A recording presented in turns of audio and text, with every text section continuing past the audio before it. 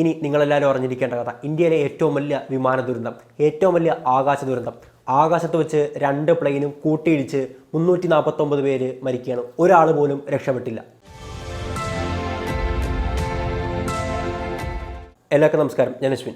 August 7, 2020 നമ്മുടെ കേരളം കാണേണ്ടി വന്നത് 2 ദുരന്തങ്ങളാണ്.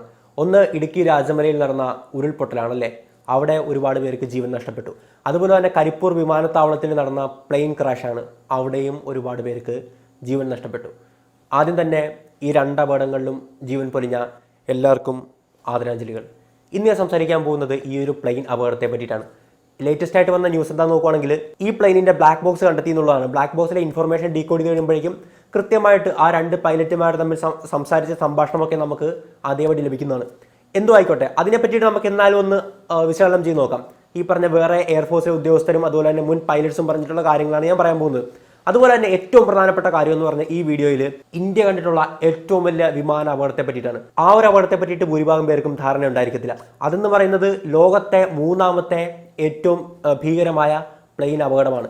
ഇവിടെയൊക്കെ നമ്മൾ നോക്കുവാണെങ്കിൽ കരിപ്പൂർ എന്ന സംഭവം നോക്കുവാണെങ്കിൽ പ്ലെയിൻ വന്ന് ഇടിച്ചിറങ്ങിയതല്ലേ. പക്ഷേ ഇതെങ്ങനെയാണ് നടന്നതെന്ന് പറഞ്ഞാൽ കൃത്യമായിട്ട് ആകാശ ദുരന്തം എന്ന് പറയാൻ പറ്റും. ആകാശത്ത് വെച്ച് 2 പ്ലെയിനുകൾ കൂട്ടിയിടിക്കുകയുണ്ടായി നമ്മുടെ ഇന്ത്യയിൽ വെച്ച്. 1996 നവംബർ 12 സംഭവിക്കുന്നത്. ഒരു കാര്യം എന്തെന്നാൽ, ഏറ്റവും ഭീകരമായ കാര്യം എന്തെന്നാൽ, ആ പ്ലെയിനിലുണ്ടായിരുന്ന 2 പ്ലെയിനുകളിലും ഉണ്ടായിരുന്ന ഒരാൾ പോലും ജീവനോടെ രക്ഷപ്പെട്ടില്ല. 349 പേര് 2 പ്ലെയിനിലും കൂടി ഉണ്ടായിരുന്നു. ആരും തന്നെ ജീവനോടെ രക്ഷപ്പെട്ടില്ല. ഈ ഒരു പ്ലെയിൻ അപകടത്തിന്റെ പേരാണ് ചാർക്കി ദാദ്രി പ്ലെയിൻ ക്രാഷ്. പടിഞ്ഞാറൻ ഡൽഹി അഥവാ ഹരിയാന ഭാഗത്തുള്ള ഒരു ഗ്രാമമാണ് ചാർക്കി ദാദ്രി എന്നുള്ളത്. അതുകൊണ്ടാണ് ഈ ഒരു പേര് വന്നത്. അവിടെ വെച്ചാണ് 2 പ്ലെയിനുകൾ കൂട്ടിയിടിച്ച് 349 പേര് മരിച്ചത്. അതിനെ പറ്റിയിട്ടാണ് പ്രധാനമായിട്ടും സംസാരിക്കാൻ പോകുന്നത്. അപ്പോൾ നമുക്ക് ഇന്നലെ നടന്ന ആ ഒരു പ്ലെയിൻ ക്രാഷ് ജസ്റ്റ് ഒന്ന് വിശകലനം ചെയ്ത് നോക്കാം. മറ്റുള്ള എയർഫോഴ്സ് ഉദ്യോഗസ്ഥരുടെയും അതുപോലെ തന്നെ മുൻ പൈലറ്റ്സിൻ്റെയൊക്കെ ഒരു അഭിപ്രായത്തിൽ. നമ്മൾ കരിപ്പൂർ പ്ലെയിൻ ക്രാഷിനെ പറ്റി പറയുവാണെങ്കിൽ ഞാൻ ആദ്യമേ പറഞ്ഞ പോലെ തന്നെ ഇതിൻ്റെ യഥാർത്ഥ കാരണം ഒരു 3-4 ദിവസങ്ങൾക്കുള്ളിൽ അറിയാൻ പറ്റും. കാരണം ബ്ലാക്ക് ബോക്സ് ഡീകോഡ് ചെയ്യേണ്ട ആ ഒരു സമയമുണ്ട്. ചുമ്മാ നമ്മുടെ കാസറ്റ് പോലെ റെക്കോർഡ് ചെയ്ത് വെക്കുന്ന സാധനമല്ല. അതിൻ്റെ ഇൻഫർമേഷൻ എടുക്കാൻ ഇപ്പോൾ നമുക്ക് സംവിധാനമുള്ളത് മുംബൈയിലാണ്. മുംബൈയിൽ DGCA ഓഫീസുണ്ട്, ഡയറക്ടറേറ്റ് ജനറൽ ഫോർ സിവിൽ ഏവിയേഷൻ്റെ. അവിടെയാണ് ബ്ലാക്ക് ബോക്സ് ഒക്കെ ഡീകോഡ് ചെയ്ത് അവർ പരിശോധിക്കുന്നത്. കാരണം ചുമ്മാ ആർക്കും കയറി പരിശോധിക്കാവുന്ന സാധനമല്ല, ഒരുപാട് ഫോർമാലിറ്റീസും കാര്യങ്ങളൊക്കെ ഉണ്ട്.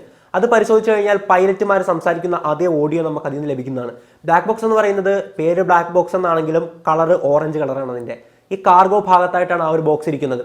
അതെന്ന് പറയുന്നത് ഹൈലി ഇതുപോലെ വൻ പൊട്ടിത്തെറി സംഭവിച്ചാൽ പോലും ബ്ലാക്ക് ബോക്സിന് കാര്യമായിട്ട് ഒന്നും സംഭവിക്കത്തില്ല. കാരണം അങ്ങനെയാണോ ഉണ്ടാക്കിയിരിക്കുന്നത്.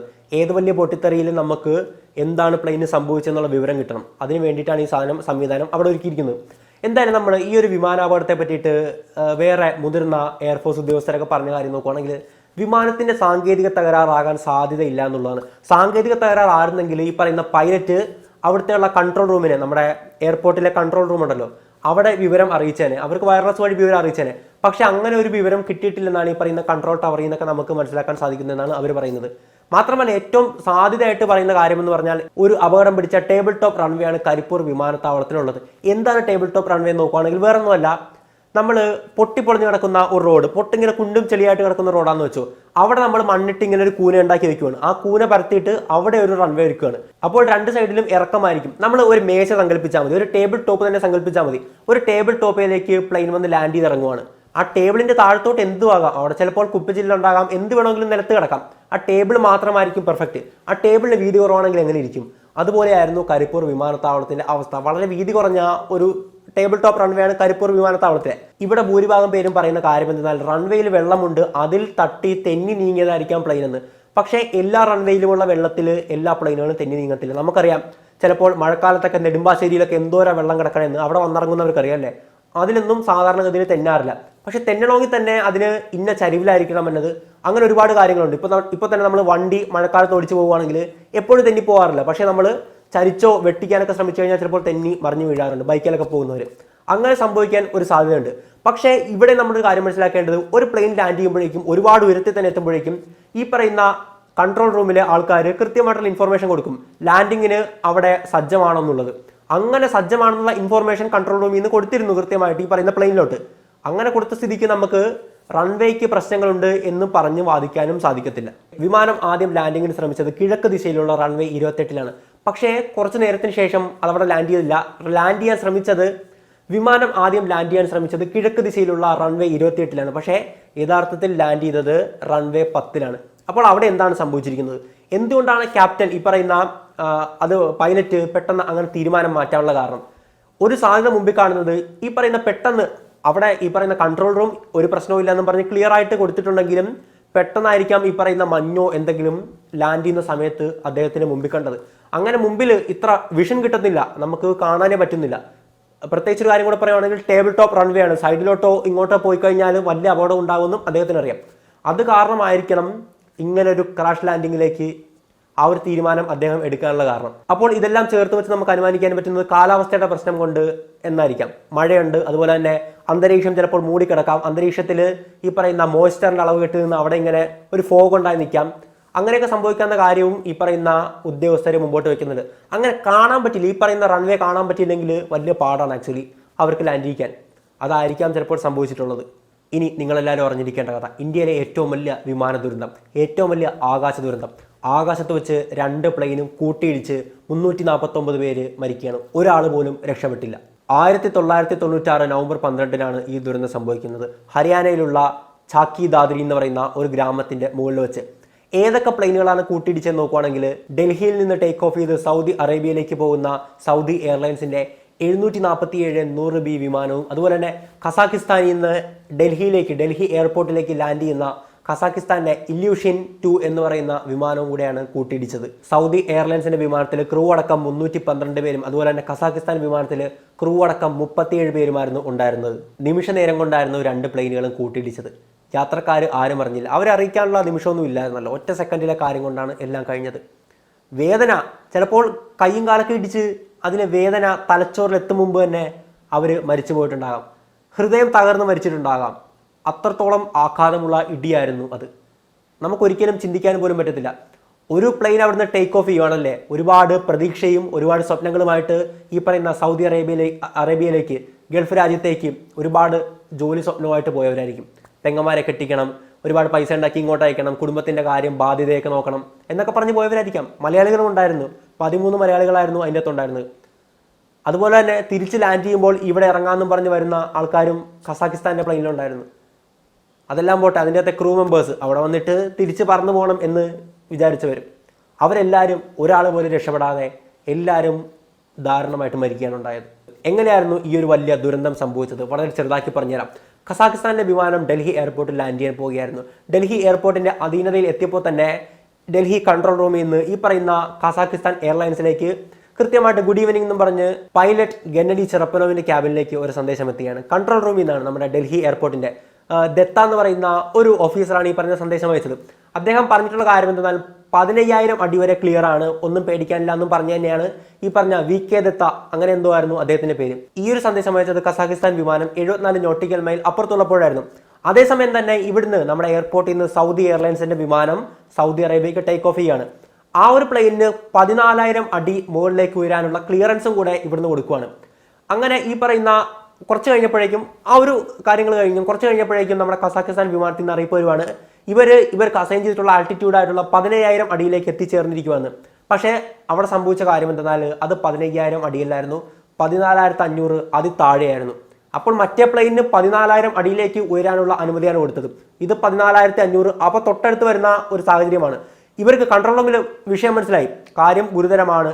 പെട്ടെന്ന് തന്നെ ഈ പറയുന്ന കസാഖിസ്ഥാൻ വിമാനത്തിലേക്ക് ഇൻഫർമേഷൻ അയക്കുകയാണ്. കാരണം പറന്ന് പൊങ്ങുന്ന പ്ലെയിന് പെട്ടെന്ന് ആൾട്ടിറ്റ്യൂഡ് മാറ്റി കൊണ്ടുപോകാൻ പറ്റത്തില്ല, കുത്തനെ സ്റ്റീപ്പായിട്ട് എടുക്കാൻ പറ്റത്തില്ല. പക്ഷേ പറന്നുകൊണ്ടിരിക്കുന്ന പ്ലെയിന് വേണമെങ്കിൽ പൊക്കിക്കൊണ്ടുപോകാം, അങ്ങനെ ചെയ്യാം. അത് കാരണം കസാഖിസ്ഥാന്റെ വിമാനത്തിലേക്ക് ഇൻഫർമേഷൻ കൊടുക്കുക മാത്രമേ ഇവർക്ക് വഴിയുണ്ടായിരുന്നുള്ളൂ.